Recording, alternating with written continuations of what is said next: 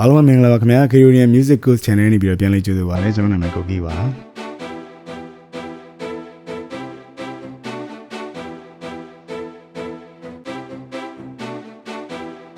ကျွန်တော်ဒီတစ်ခေါက် sharing လုပ်ပေးမယ့်အကြောင်းအရာလေးကတော့ accidental sign ဆိုတာဘာလဲဆိုတဲ့အကြောင်းအရာလေးပဲဖြစ်ပါတယ်ကျွန်တော်တို့ဂီတကိုစတင်လေ့လာနေကြတဲ့သူတွေမှာဆိုရင်ဒီ notation တွေသင်္ကေတတွေဆိုတာနည်းနည်းတော့ခေါင်းရှုပ်စရာတော့ကောင်းပါတယ်ဒါပေမဲ့ကျွန်တော်ဒီဗီဒီယိုလေးမှာကျွန်တော် accidental sign ဆိုတာဘာလဲဆိုတဲ့အကြောင်းအရာလေးနဲ့ပတ်သက်ပြီးတော့လွယ်ကူရိုးရှင်းစွာနားလည်နိုင်မှုအတွက်တင်ဆက်ရင်းနဲ့ကျွန်တော် sharing လုပ်ပေးသွားမှာပဲဖြစ်ပါတယ်။ကောင်းပြီကျွန်တော် accidental sign ဆိုတာဘာအတွက်သုံးတာလဲ။ရိုးရှင်းပြောရရင်တော့ကျွန်တော်ဒီ accidental sign ဆိုတာမူလသဘာဝအတန်ဖြစ်တဲ့ notes တွေ pitch တွေကိုခိတခဏအနှိမ့်အမြင့်ပြောင်းလဲခြင်းတဲ့အခါမှာသုံးတာပဲဖြစ်ပါတယ်။ကျွန်တော်ပုံမှန်အားဖြင့်ဆိုရင်တခြင်းတစ်ပုတ်ရဲ့အစမှာဒီ international notes နဲ့ပတ်သက်ရင်ပေါ့နော် international notesတခုမှာဆိုရင်တခြင်းတစ်ပုတ်ရဲ့အစမှာ key signature ဆိုတာပါပါတယ်အဲ့ဒါလေးကထိတ်မှရှိတယ်ကျွန်တော်ဒီ note ရဲ့ထိတ်မှရှိပထမဆုံးဒီ clap sign ပြီးရင်လာတဲ့ sharp အုပ်စုလေးတွေ flat အုပ်စုလေးတွေကိုခေါ်တာဖြစ်ပါတယ်ဒါလေးတွေကိုကျွန်တော် key signature လို့ခေါ်တာဖြစ်ပါတယ်အဲ့ဒီ key signature ဘာကိုရည်ညွှန်းတာလဲဆိုတော့ဒီတခြင်းမှာတော့ကျွန်တော်တို့ဘယ် note ကိုဒီ key မှာပေါ့နော်ဒီ key မှာတော့ဘယ် notes ကိုအမြဲတမ်း sharp သို့မဟုတ် flat လုပ်ပြီးတော့တီးပါလို့ရည်ညွှန်းတဲ့သင်္ကေတပဲဖြစ်ပါတယ်အဲ့တော့ accidental sign ဆိုတာကဒီ key signature ရဲ့စီးမြင်လေးတွေကိုတစ်ခါတရံမှာတနေရာရာမှာဖောက်ပြက်ပြီးတော့ပြောင်းလဲခြင်းတဲ့အခါမှာဒီ pitch တွေပေါ့နော် initial ဒီ key signature ပြထားတဲ့ pitch ကိုပဲခိတခဏပြောင်းလဲခြင်းတဲ့အခါမှာသုံးတယ်နောက်တစ်ခုအပြင်သူ့ရဲ့ negotiation နေတဲ့ notes မူလအတန်ကိုအနှိမ့်မြင့်လောက်ရမယ့်အချိန်တွေမှာအသုံးပြုတဲ့သင်္ကေတပဲဖြစ်ပါတယ်အဓိကအပြင်တွေ့ရမယ့်သင်္ကေတကတော့ကျွန်တော်တို့၅ခုရှိပါတယ်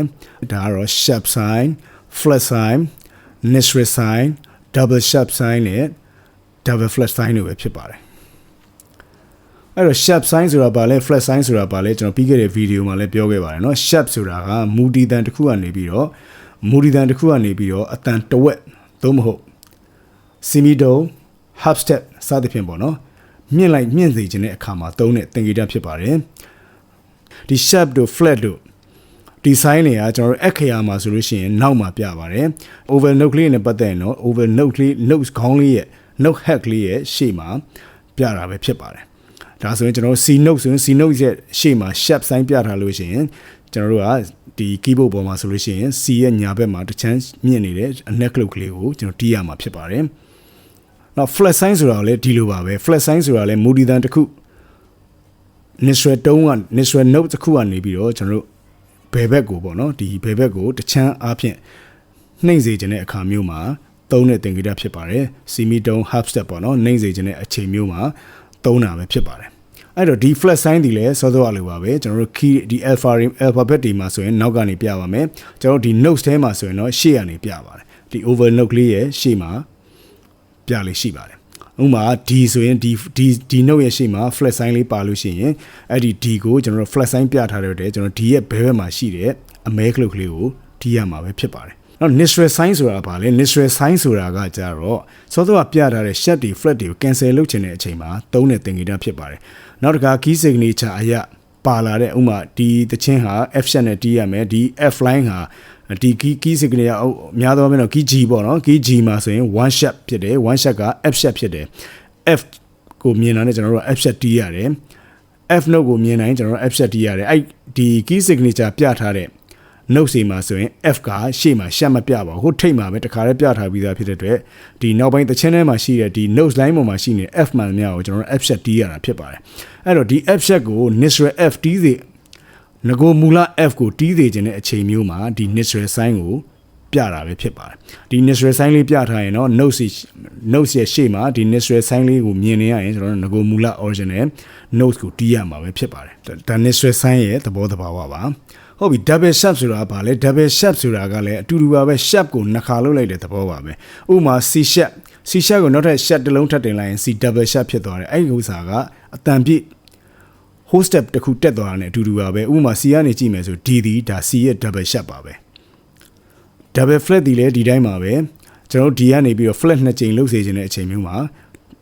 ဒီ double flat ကိုသုံးပါတယ်ဥပမာ D ကနေပြီးတော့D flat နောက်ထပ် flat တစ်ခုထပ်လုပ်လိုက်ရင် C ရောက်ပါတယ်အဲ့တော့ C နဲ့အတူတူပါပဲဒီ D double flat ဆိုရင်ဒါ C ပါပဲ C ကိုကျွန်တော်တနည်းအားဖြင့် D double flat လို့သိထားလို့ရပါတယ်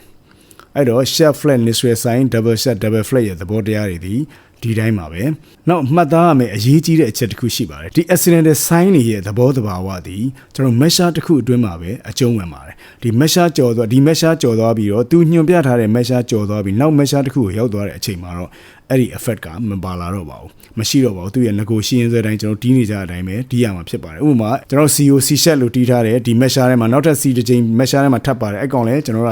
shed sign တော့မပြတော့ဘူးဒါပေမဲ့ C ထပ်တီးရမယ်အခုကျွန်တော်ပြထားသလိုပါပဲ C shed ထပ်တီးရမယ်သို့တော့ဘာကြော်သွားပြီဆိုရင်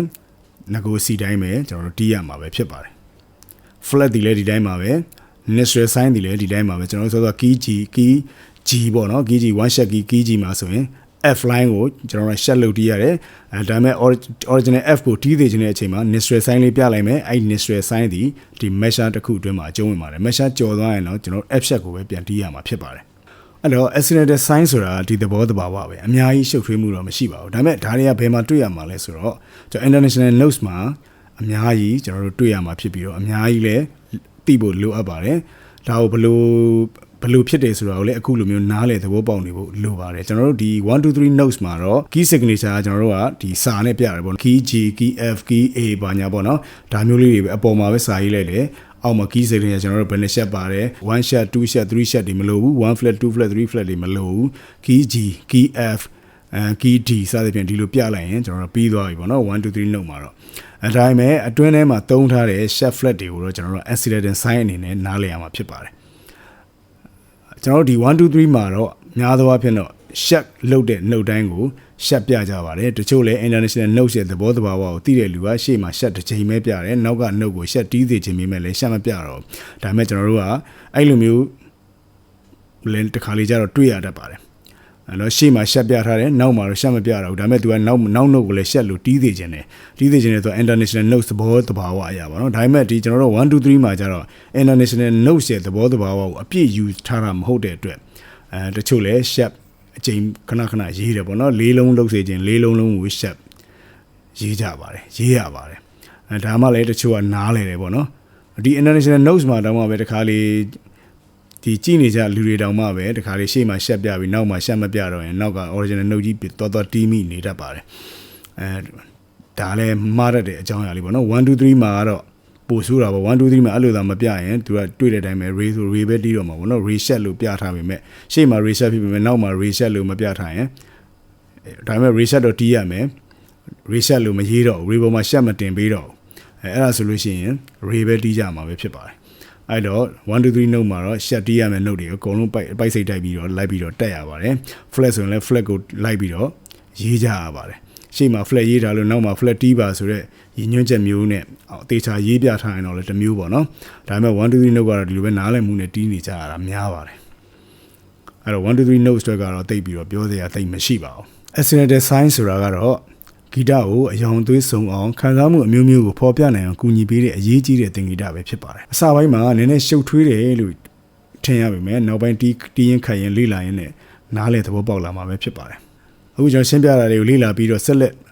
နောက်ထပ်ဒီပေါ့နော်ထပ်မံလေ့လာသွားမယ်ဆိုရင်လည်းပုံမှုပြီးတော့သဘောပေါက်နားလည်လာမှာပဲဖြစ်ပါတယ်ကောင်းပါပြီကျွန်တော်ဒီ accidental sign နဲ့ပတ်သက်ပြီးတော့ဒီလောက်ဆိုရင်နားလည်လိမ့်မယ်လို့ကျွန်တော်ထင်ပါတယ်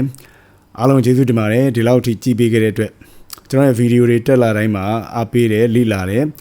တယောက်ချင်းစီတိုင်းကိုကျွန်တော်ကျေးဇူးအများကြီးတင်ပါတယ်ကျွန်တော်ရဲ့ channel လေးကျွန်တော်ရဲ့ဒီ video content တွေဟာလူချင်းမင်းတို့တဲ့အကျိုးတစုံတရာရှိတယ်ဆိုရင်လည်းကျွန်တော်ရဲ့ channel လေးကို subscribe လုပ်ပေးခဲ့ဖို့တောင်းဆိုပါတယ်ဖြစ်နိုင် sharing လေးလုပ်ပေးဖို့လည်းတောင်းဆိုပါတယ်လိုအပ်တာရှိရင်လည်း comment မှာရေးပေးကြလို့ရပါတယ်သိချင်တာရှိရင်လည်း comment မှာရေးပေးကြလို့ရပါတယ်အားလုံးကိုနှွေးထွေးစွာကြိုဆိုပါတယ်ကျမ်းမာချမ်းသာကြပါစေခင်ဗျာနောက်ဗီဒီယိုနဲ့ပြန်တွေ့ပါမယ်